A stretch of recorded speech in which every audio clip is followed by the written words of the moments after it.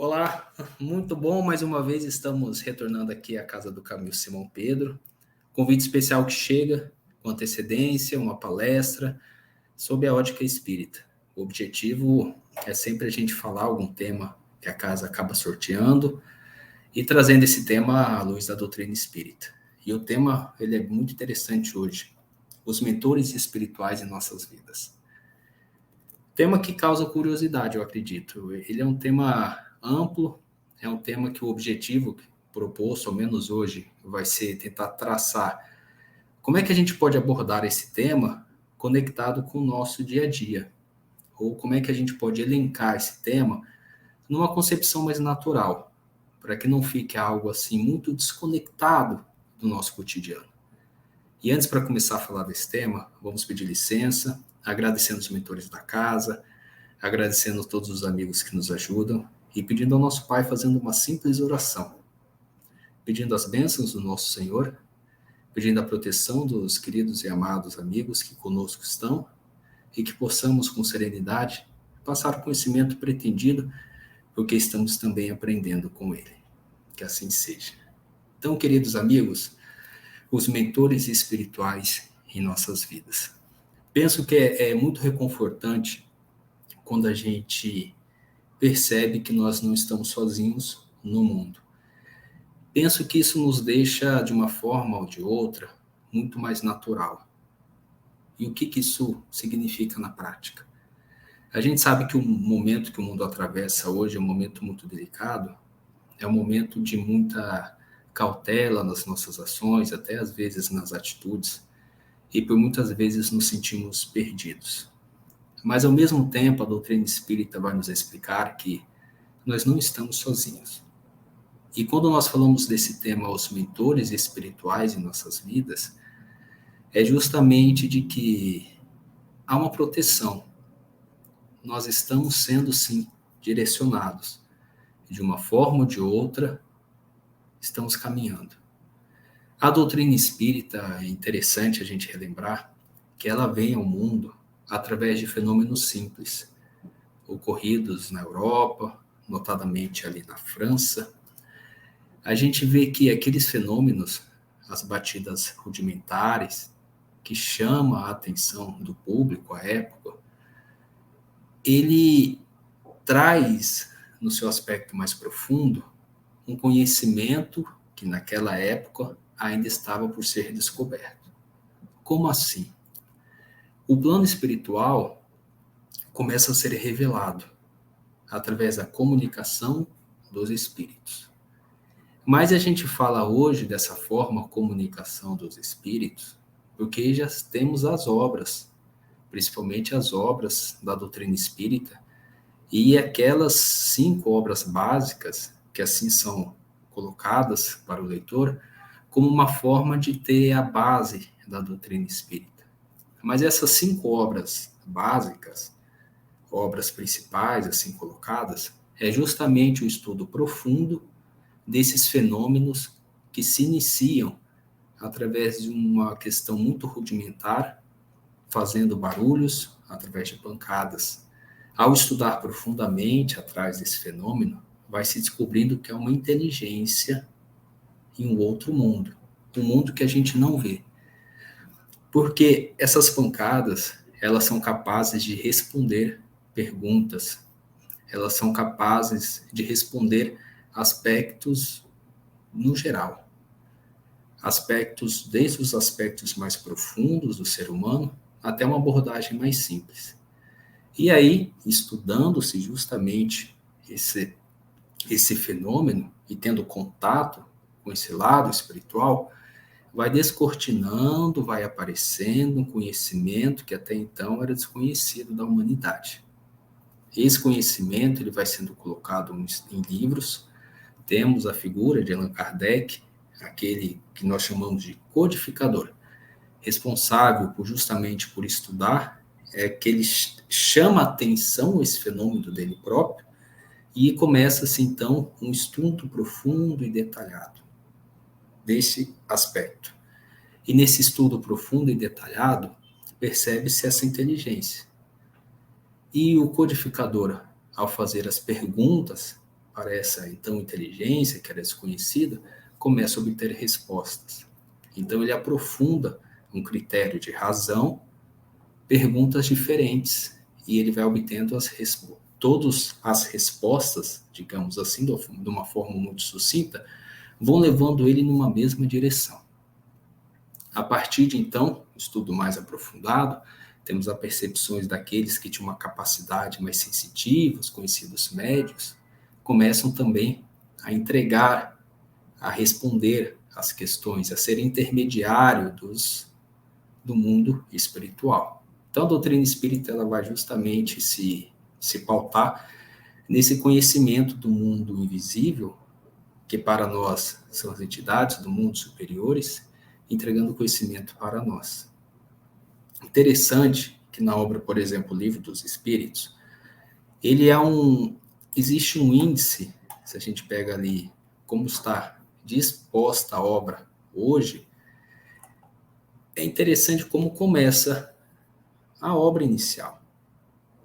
Ela é dividida em partes, em capítulos, temas, ali subtemas, e o primeiro deles, a gente vê a indagação, o que é Deus? Essa é uma pergunta mais profunda, mas lá no capítulo, eu vou ler aqui o capítulo, parte primeira, das causas primárias, Deus o infinito, provas da existência de Deus, atributos da divindade. Então, essa obra ela vai justamente pegando, né, as premissas e trabalhando e aprofundando nessas questões. Porque se o mundo espiritual era um mundo desconhecido, e a partir do momento que começa a obter essa questão de uma forma mais profunda, aquele coração empenhado em fazer esse trabalho, um trabalho muito árduo, né, um trabalho que exige notadamente um conhecimento, uma grande capacidade de organização, vai aprofundando nas questões.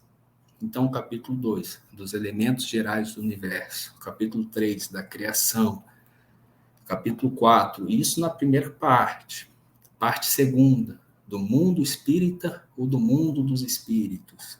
E aí vai trazendo uma concepção ampla de Deus, depois traz essa concepção do mundo dos espíritos, origem dos espíritos, mundo primitivo, vai aprofundando mais ainda, e adiante, veja que interessante, vai ampliando esse leque de conhecimento. Chegamos à parte terceira das leis morais. Então a gente fica adiante, na verdade, não apenas de um conhecimento simples da existência desse mundo espiritual, mas um conhecimento mais aprofundado com questões, inclusive filosóficas, questões também de cunho científico, principalmente de cunho moral. Porque em uma das obras, o que é Espiritismo, nos diálogos, essa obra é formulada assim, através dos diálogos, a gente vê que o autor traz ali justamente como foi essa percepção daquele que estava codificando a obra para chegar num objetivo de o que era aquele conhecimento. Então, a obra O que é Espiritismo traz em seu trecho, vou ler aqui apenas um pequeno recorte, como é que vai se definir essa questão, o que é Espiritismo, o mundo espiritual, aquelas questões que estavam chegando. E aí o resumo é, pequeno recorte da obra. O Espiritismo é uma ciência que trata da natureza, origem e destino dos espíritos, bem como de suas relações com o mundo corporal. O Espiritismo é, ao mesmo tempo, uma ciência de observação e uma doutrina filosófica. Continua. Como ciência prática, ele consiste nas relações que se estabelecem entre nós e os espíritos. Como filosofia, compreende todas as consequências morais que dimanam dessas mesmas relações.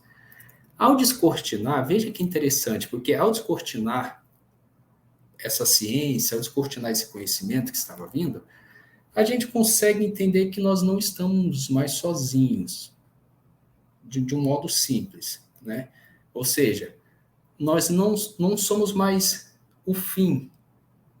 Nós estamos já agora, saímos ali do fim para a condição intermediária. Como assim? Porque a partir do momento que a gente consegue, que esse conhecimento espiritual consegue definir o antes, o agora e o próprio depois, a gente tem realmente uma linha do tempo.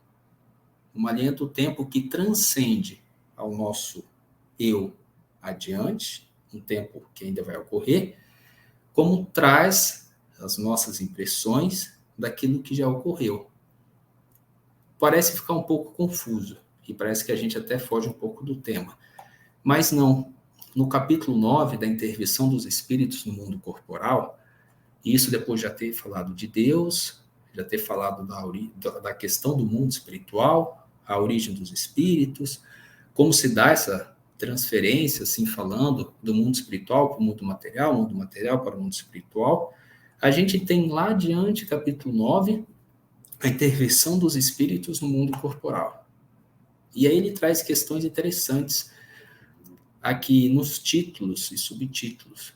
Então a gente vê sempre que um tema, ele é um convite para o estudo da obra.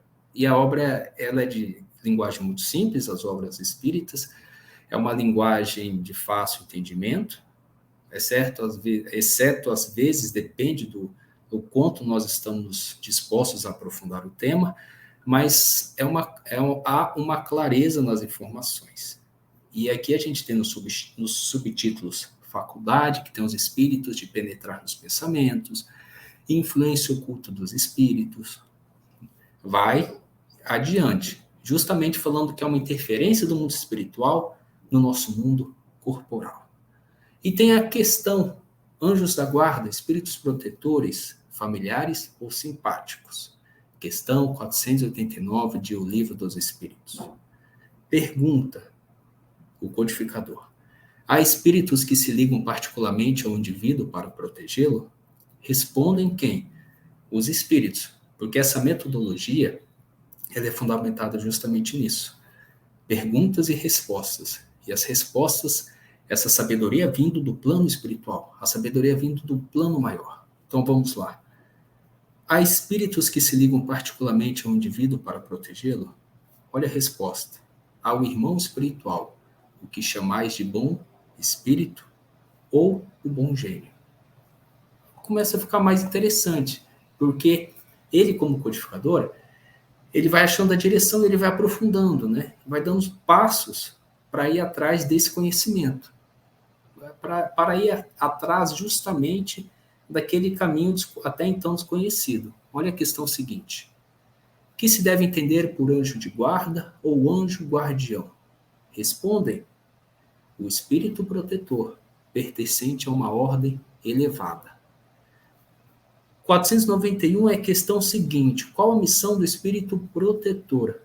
A de um pai com relação aos filhos? Respondem: a de guiar o seu protegido pela senda do bem, auxiliá-lo com seus conselhos, consolá-los nas suas aflições, levantar-lhe o ânimo nas provas da vida. Então, nós não estamos sozinhos.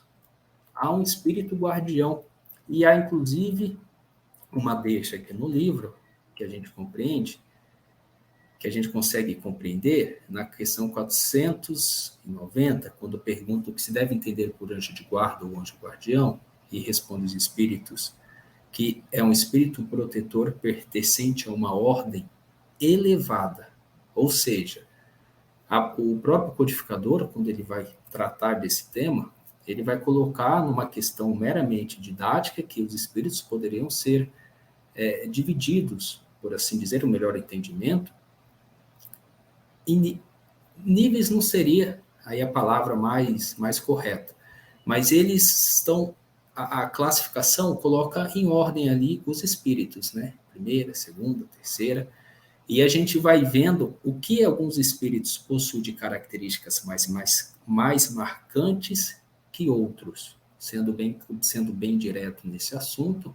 Aquele espírito de características mais nobres, mais elevadas, ele vai estar num grau de superioridade acima de outros espíritos que ainda não alcançaram essas qualidades. Então, a gente vê que esse espírito de uma ordem elevada é justamente um espírito que já possui características e qualidades que, por vezes, nós ainda não a possuímos.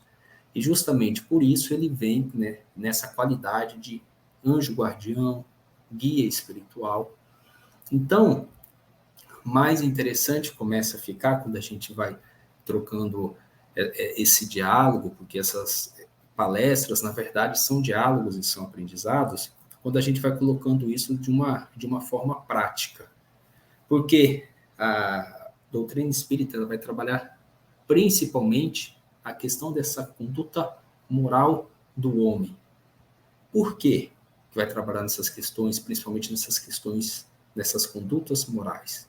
Inclusive, se a gente pega obras mais específicas, o Evangelho segundo o Espiritismo, a gente vai ver que ele está trabalhando ali questões morais, porque são justamente essas questões que vão nos colocar vão nos colocar em níveis de progresso. Pode ficar confuso, mas não. Lembra quando eu falei um pouco antes que na doutrina espírita, ou conhecimento dessa doutrina dos espíritos, a gente conseguiu entender um pouco a nossa origem, conseguimos entender um pouco essa definição de Deus aos olhos desse conhecimento espiritual, aos olhos do conhecimento dos espíritos, que a gente começou a entender que nós somos um espírito, que nós começamos a entender que existem moradas espirituais em outros orbes, digamos assim, em outros planos, existem outras moradas também espirituais, e que nós estamos na condição de encarnados hoje. Então, isso é interessante, e a gente falou da linha do tempo, do antes, do agora e o depois. Isso é interessante porque a própria doutrina vai colocar, principalmente na obra O Livro dos Espíritos, a concepção das leis morais. E vai colocar uma condição fundamental para o homem buscar a sua felicidade, quando ele se aproxima das leis. Que leis? De Deus. E quais são as leis de Deus? E aí ele começa a trabalhar de uma forma didática a obra e mostra para a gente, principalmente, as leis de cunho moral. Então vai colocar justamente a nossa qualidade e o nosso conhecimento que nós temos hoje, se a gente trazer isso próximo a essas leis morais, ali a gente vai ter um caminho reto para seguir as leis de Deus. Então, coloca às vezes em xeque o conhecimento que eu trago no meu coração. E não fica confuso. Se estiver um pouco confuso, eu vou pedir desculpas, mas eu vou partir para um exemplo de uma outra obra, o Evangelho segundo o Espiritismo, capítulo 5, Bem-aventurados aflitos. A gente sabe que essa passagem, Bem-aventurados aflitos, já é uma passagem de um texto sagrado, está lá em Mateus, mas eu vou ler o texto. Vamos tentar falar aqui, lendo o texto da condição dos espíritos protetores, linkando com isso que a gente está falando, conectando com isso que a gente está falando da doutrina espírita. Olha só. Bem-aventurados que choram, porque serão consolados. Bem-aventurados famintos e os sequiosos de justiça, pois que serão saciados. Bem-aventurados que sofrem perseguição pela justiça, pois que é deles o reino dos céus. Continua adiante. Bem-aventurado vós que sois pobres, porque vosso é o reino dos céus. Bem-aventurado vós que agora tendes fome, porque sereis saciados. Ditosos sois, vós que agora chorais, porque rireis. Mas ai de vós ricos, que tendes no mundo a vossa consolação. Ai de vós que estáis saciados, porque tereis fomes. Ai de vós que agora rides, porque sereis constrangidos a gemer e a chorar. Interessante que, mais adiante, nesse próprio capítulo, o conhecimento que a gente tem a seguir, vai falar sobre a justiça das aflições. Essa palavra justiça é interessante também, porque ela vai remeter a uma questão de equilíbrio. Quando a gente fala de justiça em geral, o que a gente pensa como símbolo, né, da justiça? Qual o símbolo da justiça? O que busca a justiça? Então, olha o comentário que tem na obra O Evangelho segundo o Espiritismo, que está entre uma daquelas 5 obras que a gente fala que são as obras principais, mas existem várias outras, principalmente obras pelo próprio codificador, passam essas 5 obras. Mas coloco um comentário aqui, do plano espiritual. Somente na vida futura podem efetivar-se as compensações que Jesus promete aos aflitos da terra. Sem a certeza do futuro, essas máximas seriam um contrassenso. Mais ainda, seriam um engodo. Mesmo com essa certeza, dificilmente se compreende a conveniência de sofrer para ser feliz. Então, falando em justiça das aflições, por vezes a gente não entende o momento que nós estamos passando agora de grande aflição. É difícil. Mas a gente começa a entender de que somente na vida futura pode efetivar-se as compensações que Jesus promete aos aflitos da terra. Então, a gente às vezes parece num caminho sem saída, em perguntas que parecem sem respostas, o porquê disso estar ocorrendo. Por que eu estou passando por esse momento? E lembra que o conhecimento do plano espiritual, ele traz justamente, o conhecimento dos espíritos, traz justamente que nós somos, o nosso hoje é uma junção daquilo que a gente já trouxe de outros momentos, aquilo que nós já construímos. Então quer dizer que eu estou sendo penalizado pela lei? Estou sendo penalizado por Deus? Não, não estamos falando isso, não estamos falando em pena. O capítulo está trabalhando sobre a justiça das aflições, está em busca do equilíbrio. E a gente pode estar olhando, às vezes, por um prisma assim, de pena, de punição. Mas a gente pode estar olhando por um prisma de equilíbrio. A gente pode estar olhando por um prisma, por exemplo, de que o momento de dificuldade que eu estou passando pode me tornar mais forte. Eu não sei o porquê está acontecendo, mas ele pode me trazer qualidades que eu ainda não possuo. Se eu estou possuindo, e se existe um Deus justo e bom, que está em todos os lugares, todos os pensamentos, que lê todos os pensamentos, que está presente em todos os cantos, na verdade, está me punindo ou não? Talvez já esteja na hora da gente repensar alguns conceitos. E nessa questão de justiça, a gente consegue justamente trabalhar ou ter a possibilidade de trabalhar esse outro ponto de enxergar outras ideias. Principalmente sabendo agora que existem espíritos de ordem elevada velando por nós. Então, a gente começa a entender a compreensão de vida, da vida agora e da vida futura. Posso não estar entendendo o momento de dificuldade que eu estou passando agora, mas entendendo de que há espíritos de ordem elevada que velam por nós. Entendendo agora que toda vez que eu me aproximo das leis de Deus, eu me torno mais feliz, mais sereno, mais justo, me torno mais bom. Talvez esteja aqui o exercício para eu achar o caminho. Toda vez que atentem ou estão atentando contra mim, eu posso tomar uma atitude diferente se a minha atitude está sendo reagir com aquele. Eu posso tomar uma atitude diferente, de acordo com as leis morais. E quais são essas leis morais? O livro dos Espíritos vai trazê-las. Vai trazer principalmente através de perguntas e respostas. Olha o capítulo 7, que interessante. Bem-aventurados os pobres de espírito. Bem-aventurados os pobres de espírito, pois que é dele o reino dos céus. Está aqui no capítulo 7, um recorte. Está lá em Mateus, também é um recorte de um texto sagrado.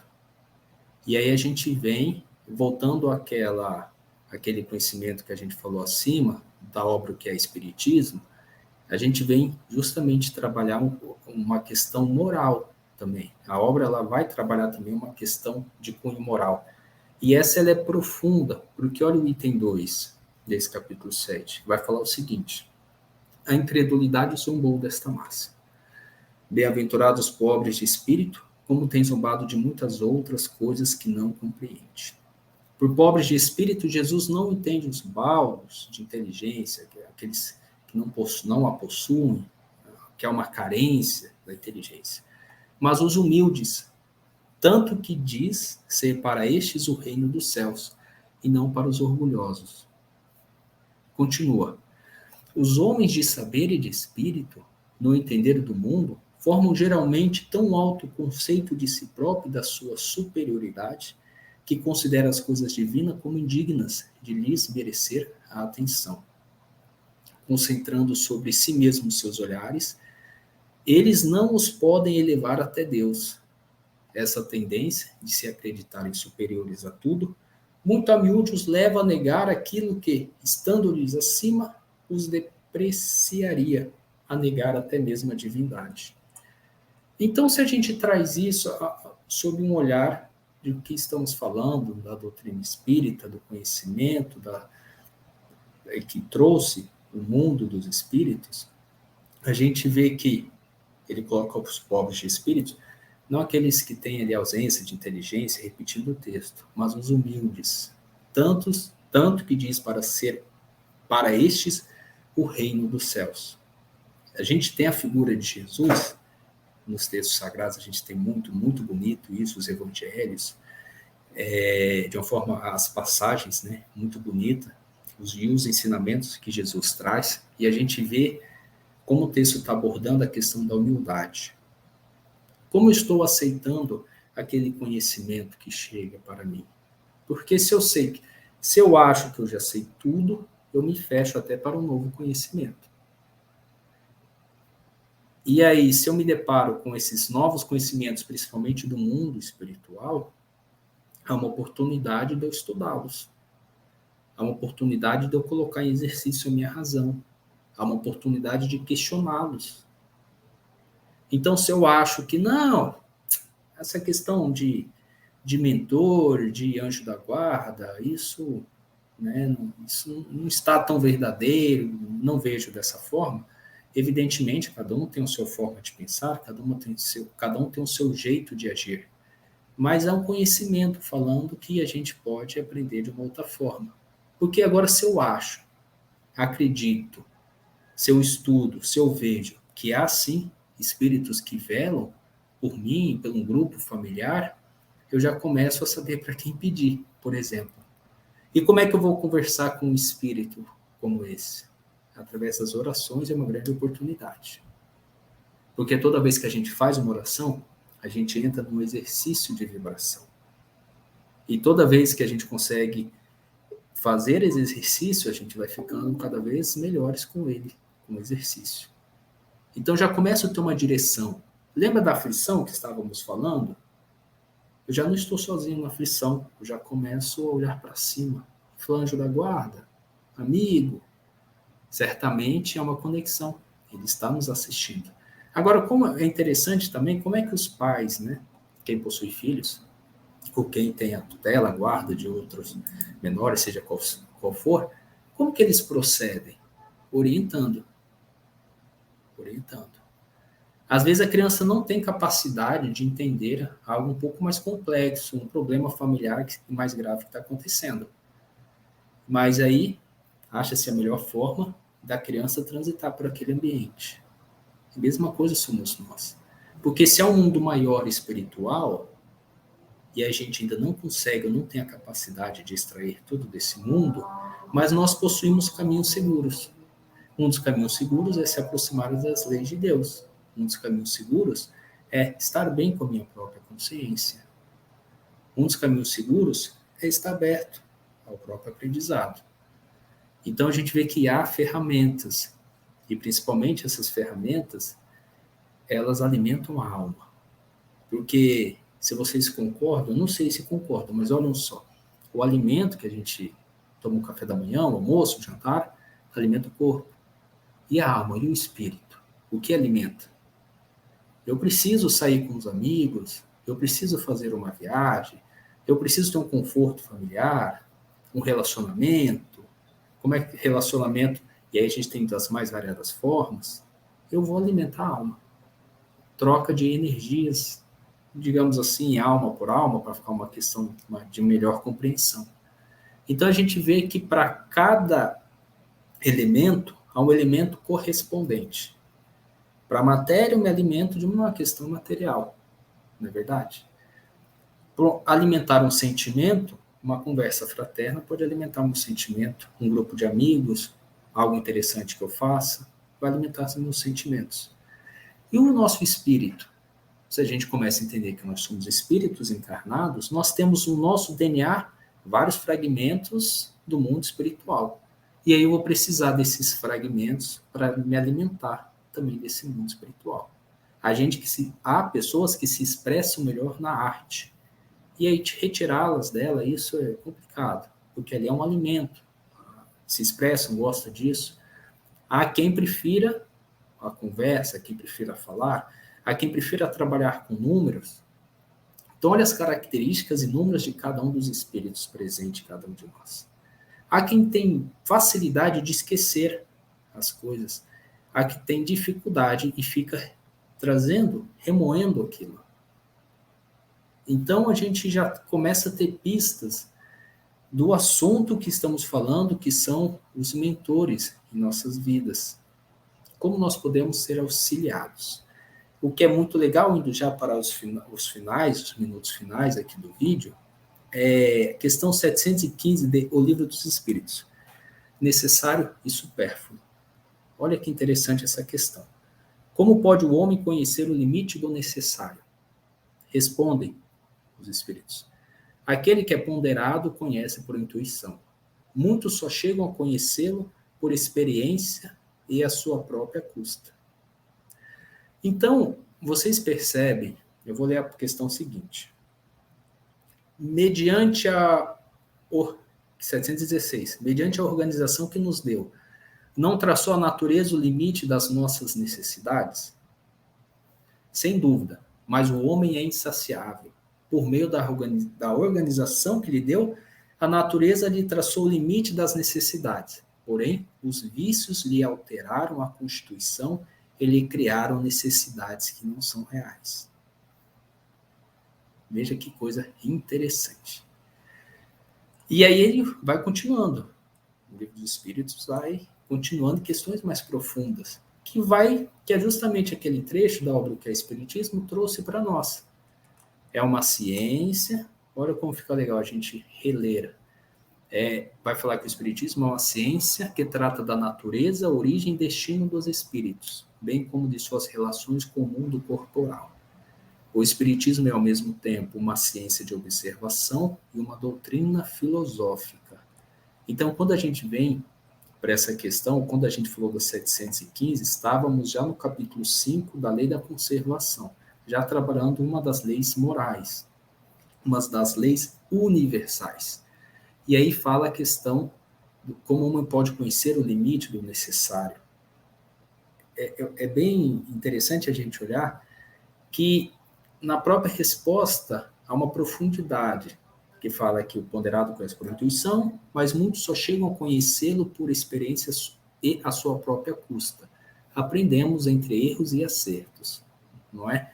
Mas entre esses erros e acertos, os vícios estão na questão seguinte, lhe alteraram a constituição e lhe criaram necessidades que não são reais. Então, em um mundo, ou imersos no mundo que estamos hoje, a gente tem que se atentar também para os nossos atos. É um conhecimento do plano espiritual. Por quê? Porque se eu alimento muito esse lado dos vícios e das paixões, eu me afasto das leis de Deus e eu tendo a sofrer. Mas eu estou me afastando ou não estou? Porque onde é que está a lei maior? Responde os espíritos que na nossa consciência a gente já traz ali o DNA das leis. Porque onde é que estão as leis? Uma hora ele pergunta. E a gente vê que está conosco, no nosso íntimo. Então, veja como às vezes é perigoso caminhar, tramitar de forma isolada. E a gente não faz isso sozinho, queiramos ou não queiramos. nós fazemos isso através dos irmãos que possuem maior inteligência ou que possuem maior capacidade de nos guiar. Então, por vezes, os sofrimentos que estamos passando, não há uma assertiva, evidentemente, a gente fala sempre de um cunho mais aberto, de um cunho genérico, porque não tem como colocar um ponto desse com tanta, digamos assim, na vida de cada um de forma igual. Vamos olhar através de óticas distintas. Mas é interessante que, às vezes, estamos passando até por um sofrimento porque estamos nos afastando dessa lei. E essas leis vão falar para a gente questões interessantes, a necessidade que a gente tem de convivência com o próximo, a necessidade de respeitar os limites do próximo, a necessidade de fazer um olhar para dentro de mim e saber se eu estou me levando por os vícios e paixões mais profundas ou se eu estou me levando por uma condição mais nobre. Então, aqueles espíritos que velam por nós, por ser justamente de uma ordem elevada, por já ter vencido essas questões, sabem nos orientar. A gente vai ver ainda mais no mundo que estamos hoje, um mundo chamado de provas e expiações, estamos trabalhando questões profundas, principalmente do nosso íntimo. Isso fica muito patente quando a gente lê, por exemplo, obras de cunho psicológicos, como psicografadas por Divaldo Pereira Franco, fantásticas. E a gente vai ver como hoje nós estamos deparando com o nosso eu. E muitas vezes é um eu que nós não gostamos. De onde veio esse eu? Ele pode ter vindo, sim, de atitudes minhas pretéritas. Ou algum momento, ou nessa vida mesmo. E agora a gente precisa resolver para caminhar adiante, para progredir. E esses espíritos, já nessa ordem, já venceram. Já estão num outro patamar de afeição, de afabilidade. Já estão numa outra visão de sentimentos. Então, conseguem nos orientar.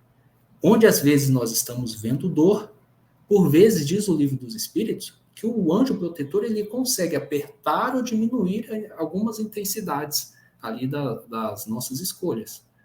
Ele consegue pôr, por exemplo, algumas condições que vão nos colocar em dificuldades para o nosso próprio engrandecimento, para que a gente não venha cair de novo, vamos supor, no mesmo erro. Então, é muito bonito saber que há um espírito, ou que há algum irmão, ou que há algum coração, que vem até próximo e se doa para nós. Aí já temos essa expressão do amor. Se doa, acompanha. Porque o que está, vamos colocar assim, tentar quantificar isso, o que está ganhando esse irmão que está próximo de nós?